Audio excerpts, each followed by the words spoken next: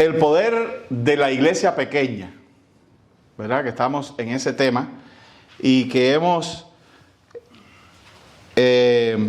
lo hemos planteado a partir del texto de Apocalipsis 3:8. Apocalipsis 3:8.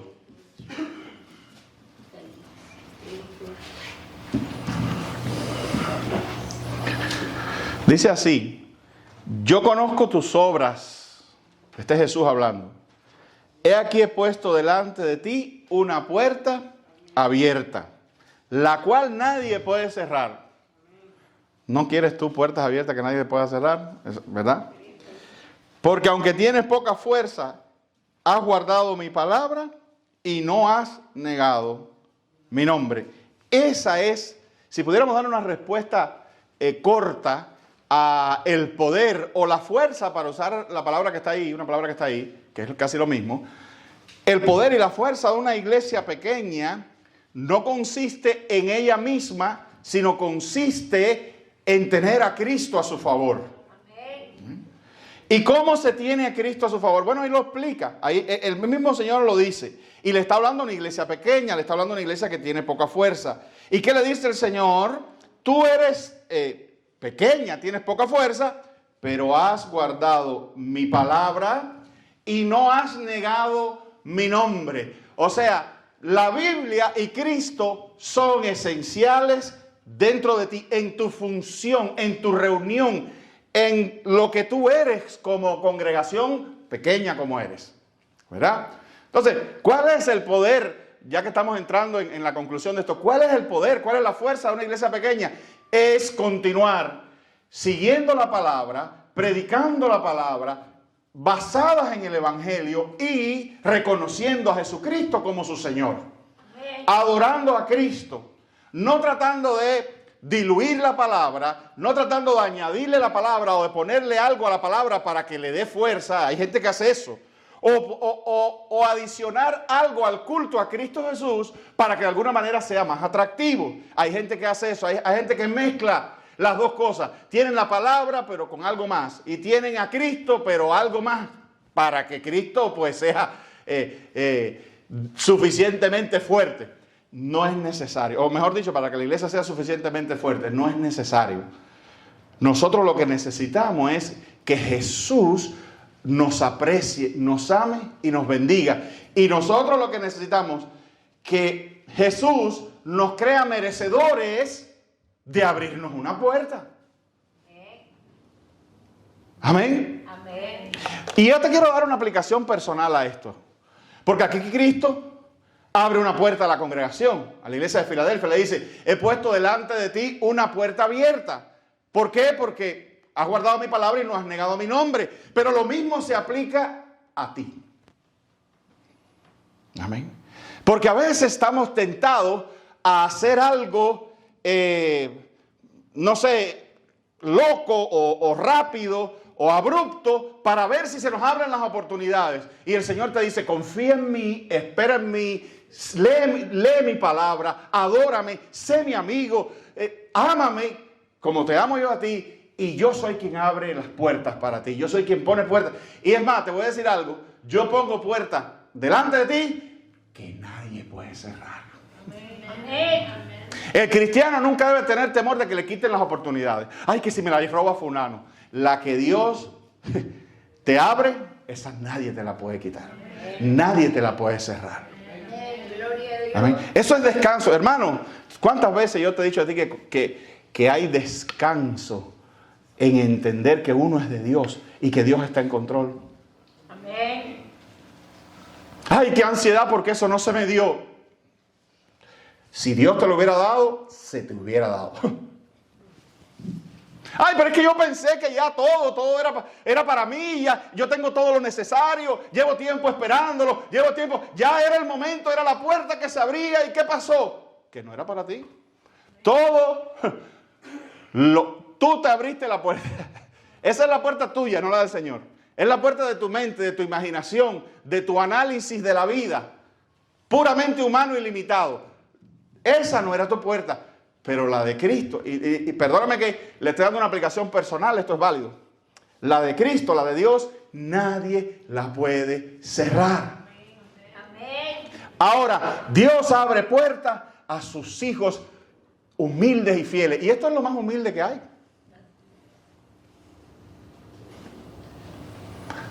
Los requerimientos del cristiano no son difíciles, ni espectaculares, ni rebuscados. Son sencillos. El cristianismo es sencillo. Nosotros lo complejizamos. La vida cristiana es sencilla. La vida cristiana está basada en la palabra que la tienes ahí, la Biblia, y Jesús. Amén. Amén. Y tu Salvador, el que te ha llamado.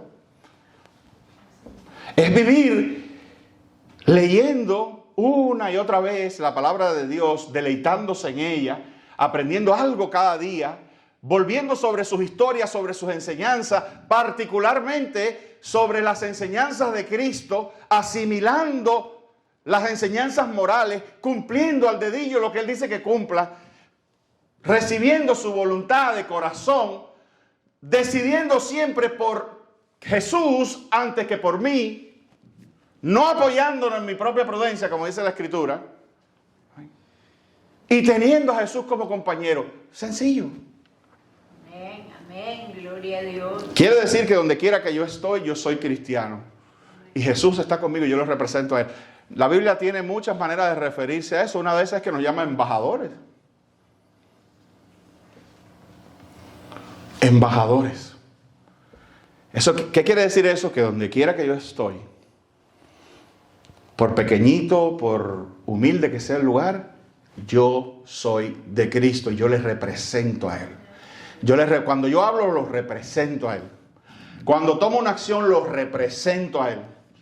Cuando voy a decidir, los represento a Él con mi decisión. Los represento. Amén. La persona que vive así, vive en una dinámica de puertas abiertas que Dios va poniendo delante de él. Amén. Bien, pero habíamos visto que el poder entonces hemos visto que el poder de la iglesia pequeña es hacer perseverante en la palabra, en la alabanza, en la centralidad de Jesús, etc. Y habíamos visto el domingo pasado que esto de la puerta abierta, que son oportunidades. Son oportunidades. Dios va a poner delante de nosotros oportunidades. ¿Para qué? ¿Qué tipo de oportunidades son las que Dios pone? Aquellas que nos van a llevar a darle gloria a Él. A seguir extendiendo el reino de los cielos. A seguir atrayendo hacia Él, como dice la Escritura, los que han de ser salvos. Entonces Dios abre oportunidades, porque ahora vengo al contexto de la iglesia otra vez. Dios abre oportunidades con ese propósito. Todas las oportunidades que Dios abre para una iglesia no son para que la iglesia en cierta manera se ensimisme en sus propias glorias, en sus propios laureles. No, son para que la iglesia alcance a otros. Hermanos, si la única razón por la que este negocio no se ha cerrado ya es porque todavía hay mucha gente que ganar. ¿Para qué estamos aquí? No, nosotros estamos aquí para venir todos los domingos bien bonitos, perfumados, elegantes, reunirnos, cantar. Es como un club. Somos parte de algo, un club, una cosa. No, nosotros venimos aquí para reunirnos, alabar al Señor, para seguir renovando nuestro compromiso. Todos los domingos, seguir renovando y reforzando nuestro compromiso y nuestra comisión de alcanzar a otros. Para eso existe la iglesia. La iglesia no existe para sí misma. No es que Dios nos reunió para hacer esta especie de institución que se llama iglesia, que funciona nada más en base a reuniones los domingos. Amén. No, Dios nos reunió aquí en esta iglesia para seguir predicando, aprendiendo la palabra, reanimándonos en el Señor, pero volver a la calle y volver a seguir ganando a otros. Eso es lo que hacemos. La iglesia no es un fin, es un medio. ¿Me escuchaste? La iglesia no es el fin. No, la vida cristiana nuestra no termina aquí en la iglesia el domingo. No, la vida cristiana nuestra pasa por la iglesia. Pero su fin son las almas perdidas. Amén. Amén, queridos hermanos. Entonces, bueno, habíamos visto que una iglesia que persevera, que una iglesia que agrada al Señor de esta manera que Dios quiere que la agrada, ¿verdad? Perseverando en la palabra y en Jesús, esa iglesia recibe avivamiento. Yo expliqué bastante qué significa avivamiento, que es para los vivos, etcétera, que es una renovación que tienen las personas, que salvarse no es avivamiento, salvarse es resurrección. Cuando una persona pasa de muerte a vida, lo que ha hecho es resucitar. Pero el cristiano es el que se aviva. El cristiano recibe una infusión, recibe un aire espiritual para animarse y seguir predicando. Eso es un avivamiento. Eso es un avivamiento cuando te entra esa especie de emoción, de fervor, de deseo por predicar el evangelio. Amén. Eso es avivamiento. Como cuando a ti te gusta mucho un trabajo, ¿verdad? Y tú te levantas por la mañana y tienes ganas, tienes un entusiasmo, estás avivado por ir al trabajo porque vas a hacer algo que a ti te gusta. De hecho, alguien dijo por ahí muy bien dicho: trabaja en lo que te gusta y no trabajarás nunca. ¿Verdad? Porque el que trabaja en algo que le gusta, ese es su placer, su gozo, su alegría. Amén. Y eso es un sentido de avivamiento. Amén. Apatía es cuando uno va al trabajo y tiene que ir porque tiene que poner dinero en la mesa y uno va y cumple, porque uno es cristiano, no tiene cierta ética laboral, y entonces uno va y cumple y lo hace todo bien y lo hace todo con calidad, pero su corazón no está allí. Su corazón está apático. El avivamiento no, el avivamiento es un entusiasmo por las cosas de Dios, un entusiasmo genuino. Es ser cautivado por alcanzar a una persona, ser cautivado por presentar a Cristo, por ver cómo Dios lo usa a uno, por sentirse usado por Dios. Eso es una cosa maravillosa. Amén. Amén. Amén. A mí hay gente que se me ha acercado varias veces. Una de ellas es la mamá de Freddy, el amigo mío que viene aquí, que ha predicado aquí. La mamá de Freddy es una tremenda cristiana, una mujer, pero de las que se levanta a las 5 de la mañana a orar, se va a predicarle a los presos, allá en Cuba, en bicicleta, y tiene la señora ya como ¿cuántos años? Tiene más de 70 años, y es, como decimos allá, un reguilete, no para. Y se levanta todos los días a las 5 de la mañana a orar. Amén. Una persona tremendamente consagrada. Eso es avivamiento. Pero bueno, la historia que le iba a decir se me fue de la mente. Es que ella me dijo a mí, tiene que estarme siguiendo y a veces me voy. Ella me dijo a mí, y de hecho Freddy me lo ha dicho a mí, mi mamá se acuerda de una predicación que tú diste, creo que fue en la isla de Turiguanó, por allá. Estoy hablando cuando yo vivía en Cuba, que andaba muerto de hambre y flaco. Una predicación que tú diste por allá, no sé qué cosa. Mi mamá se acuerda todavía de esa predicación, hablaste de esto, lo otro. Eso para mí es entusiasmo. A mí eso me bendice. Y me ha pasado muchas veces. E incluso gente que recuerda frases y cosas que uno ha dicho. Eso me gusta. Ese es mi avivamiento. Yo puedo predicar aquí y yo puedo tener el peor de los días, pero una vez que yo empiezo aquí, eso me imagino que se note, ya es otra cosa. Porque esto me gusta. Yo estoy avivado en eso. Y me gusta que la gente reciba la palabra de Dios. Y me gusta presentar el evangelio de tal manera que la gente se enamore de Jesús. Y diga, qué bien hice en ser cristiano. Qué bien hago en ser parte de esto que es el evangelio, que es el reino de los cielos. Qué bien. Pues déjame decirte, te ha escogido Dios para que hagas a otro parte de ese entusiasmo también. Amén. Amén. Eso es avivamiento. Y por último, y este es lo que tocaba hoy, cuando una iglesia pequeña, déjame recapitular, cuando una iglesia pequeña persevera guardando su palabra y no has negado mi nombre, Dios pone oportunidades, Dios la aviva y Dios le genera reconocimiento también. ¿Por qué reconocimiento? ¿De qué sirve tener fama? Pues de eso mismo, si la fama es correcta, Si el reconocimiento es correcto, si la gente te reconoce, porque te reconoce como una iglesia auténtica, donde se predica la palabra y donde se honra a Cristo Jesús, eso es bueno. Esa fama es buena. Amén. Amén. Mira lo que dice Efesios. Otra bendición es ser una comunidad de buena reputación. Esto es que Dios dispersa la información. Amén. La reputación, que Dios dispersa esa información de que somos una iglesia cristocéntrica y que se predica la palabra. Dice, al final lo único que importa es si logramos hacer lo que a Dios le agrada. Eso es lo único que importa al final. Que se escuche quiénes somos. Miren, esto es un poco un llamado ahora que estamos cumpliendo muy a tono con el aniversario. Que se sepa quiénes somos. ¿Y qué es lo que hace falta que la gente sepa de nosotros? Oh, ahí se forma un show bárbaro. No. Ahí se ama a Jesús y se predica la palabra. La gente que viene ahí es expuesta a la palabra, al evangelio, y es expuesta al señorío de Jesús. No se niega su nombre, se exalta. Aquí exaltamos a Jesús. Esa es la fama de la iglesia. Y como se exalta a Jesús, es una iglesia pacífica, es una iglesia tranquila, es una iglesia amorosa. Gloria a Dios.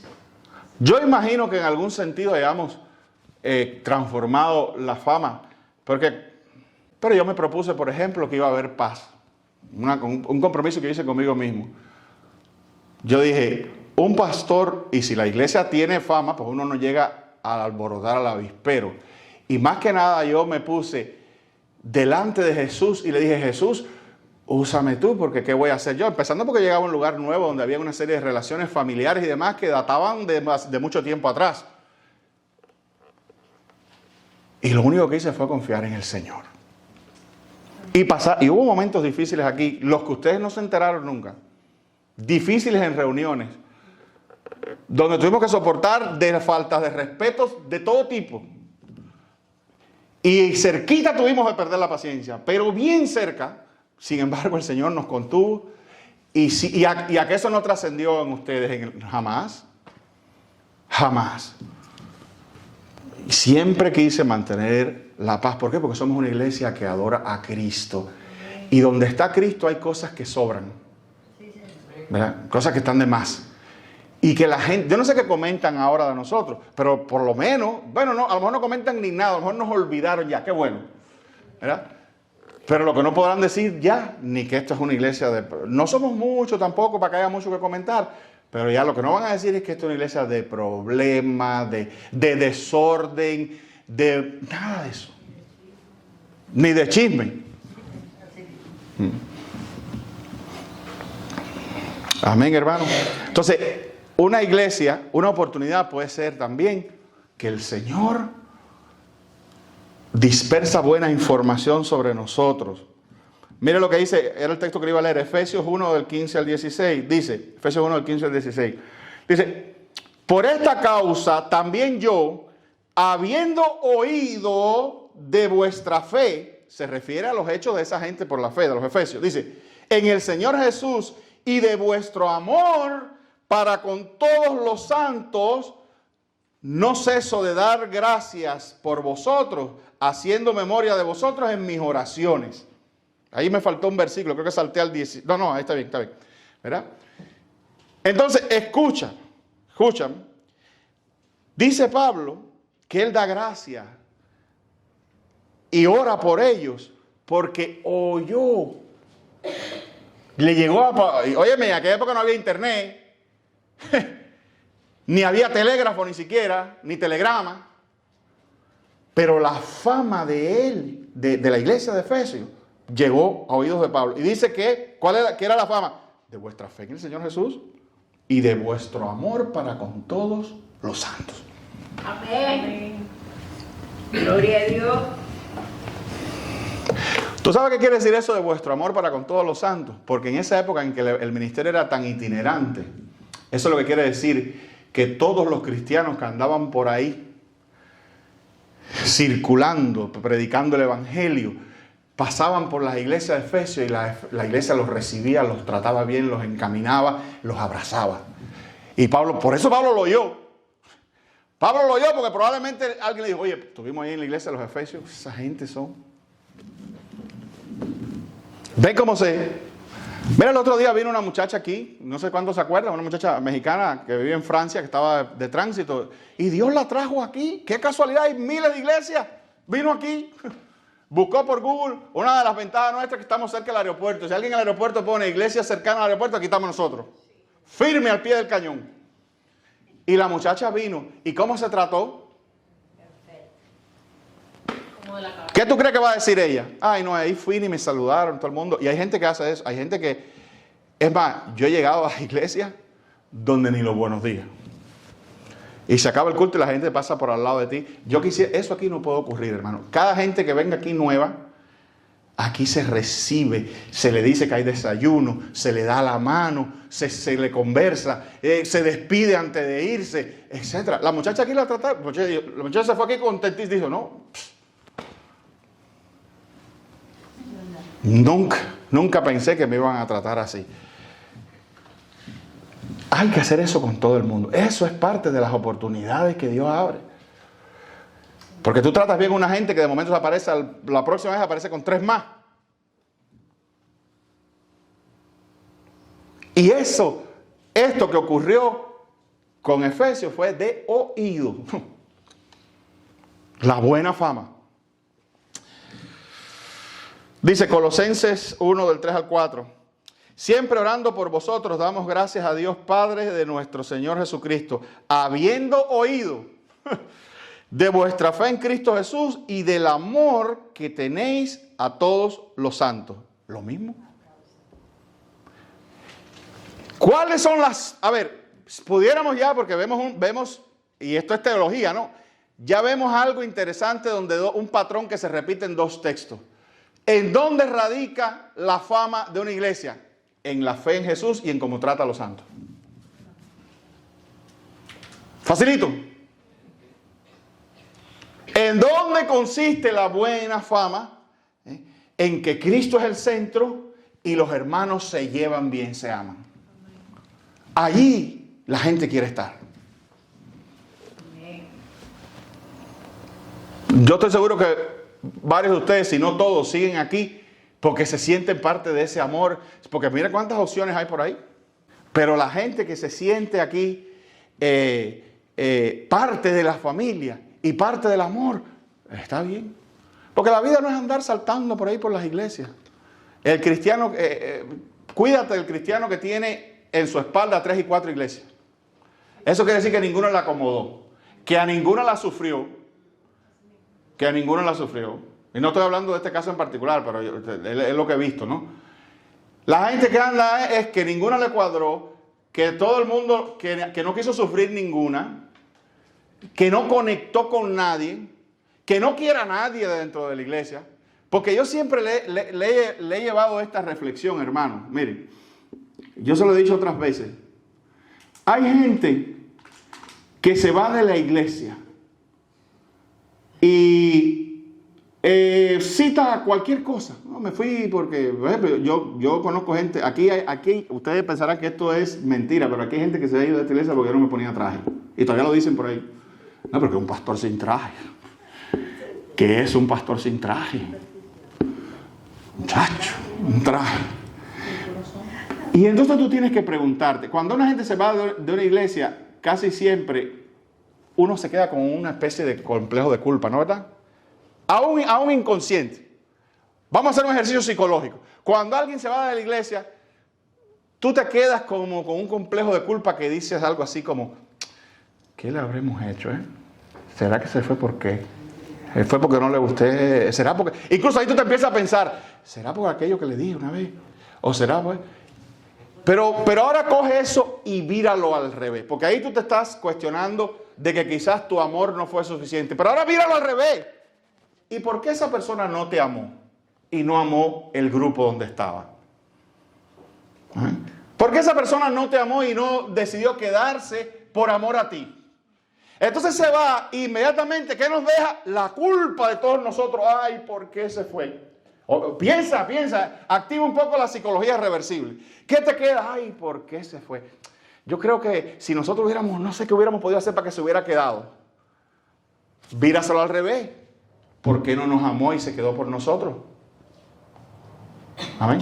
¿Por qué no se quedó por amor a nosotros?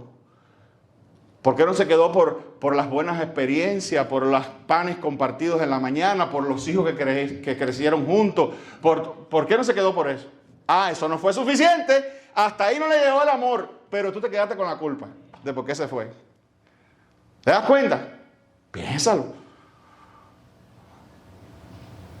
A mí una vez una hermana de otra iglesia vino a pedirme un consejo. Me dijo, pastor, yo soy la líder en la iglesia de esto, de aquello. Cuando hay una actividad, yo soy la que pone pa.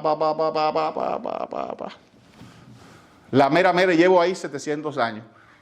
Y yo soy la que pone el árbol de Navidad.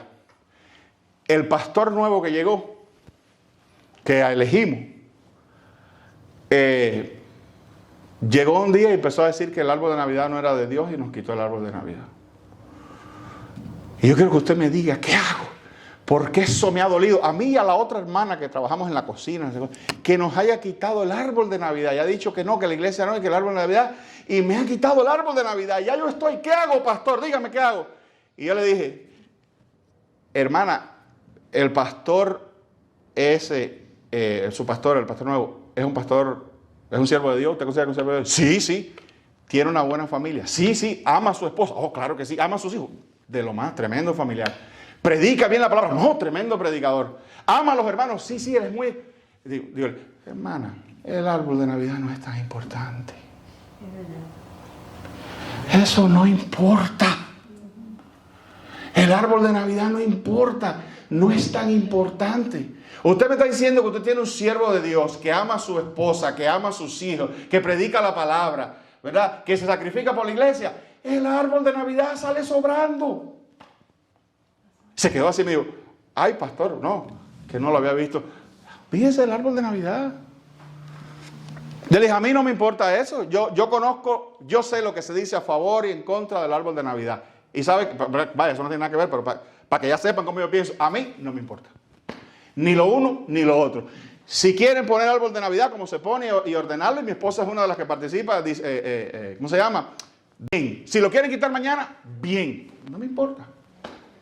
Eso no me importa. Yo no, Pablo decía, no me llamó, cuando estaba hablando de los bautismos, dice Pablo, no me llamó Cristo a bautizar gente. A mí Dios no me llamó a poner árbol de Navidad. A mí me importa si hay un árbol de Navidad o no hay árbol de Navidad. Eso no me interesa. Mira, a mí sí me interesa que haya Santa Cena, eso es cristiano, ¿verdad? A mí sí me interesa que haya culto, que haya palabra de Dios, que haya...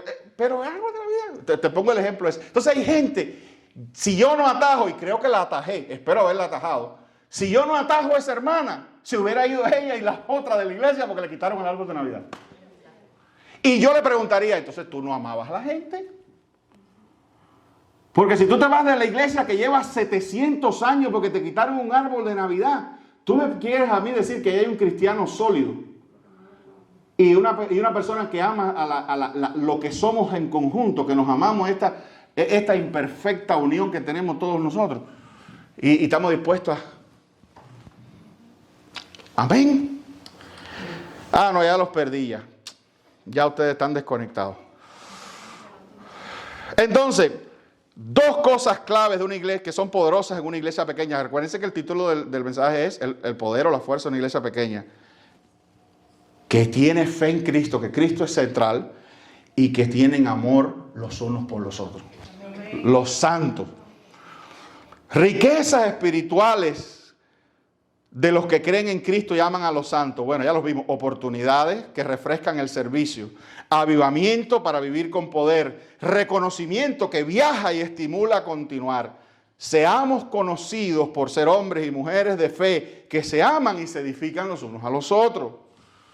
Entonces, dos aplicaciones personales. Escucha. Hay que reconstruir a veces la buena reputación, pero ahora la buena reputación realmente comienza por aquí. Porque Cuando un grupo, y no digo la iglesia, ya otra vez, eso, yo nunca hablo de eso porque eso lo dejamos atrás, eso ya quedó atrás. Pero cuando un grupo tiene mala reputación, no es el grupo, es uno o dos. Entonces eso me dice a mí que la verdadera reputación de un grupo empieza cuando los que lo conforman tienen el corazón correcto, ¿verdad? Miren, 2 Corintios, conocido el texto, 5:17. De modo que si alguno está en Cristo, nueva criatura es. Las cosas viejas pasaron, he aquí todas son hechas nuevas, incluyendo la reputación. Dios a todos nosotros nos ha hecho nueva reputación. A lo mejor con algunos no, eso pasa siempre, pero en sentido general. Oiga, yo era tremendo en mi cuadra, donde yo vivía, cuando era muchacho. Bellaco, como se dice, muchacho malo, tira piedra, esto, que lo otro, ¿verdad?